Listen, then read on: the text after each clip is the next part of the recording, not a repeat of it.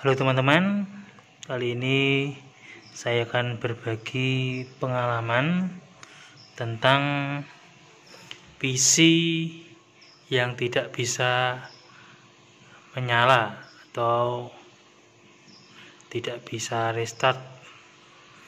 Ini PC merek Dell ya, merek Dell.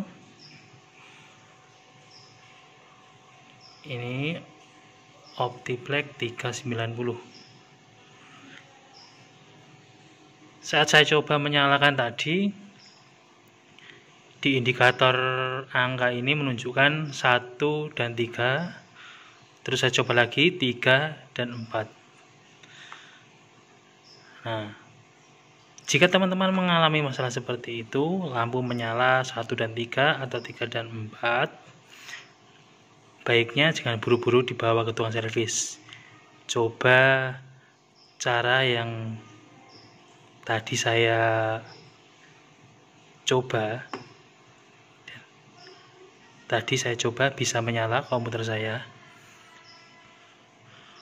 Maaf, saat mencobanya tidak sempat saya video tadi, tapi caranya ya, silakan dimatikan dulu komputernya. Kemudian setelah PC dimatikan, lepas ini ya,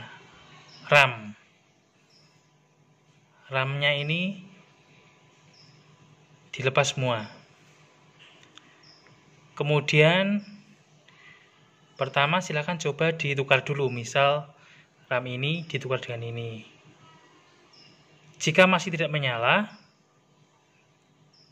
coba langsung praktekkan saja, dilepas dua-duanya ini, kemudian bersihkan di bagian tembaganya, itu dibersihkan. Bisa menggunakan lap atau tisu, yang penting kering, supaya debu-debunya hilang. Dilap sampai bersih.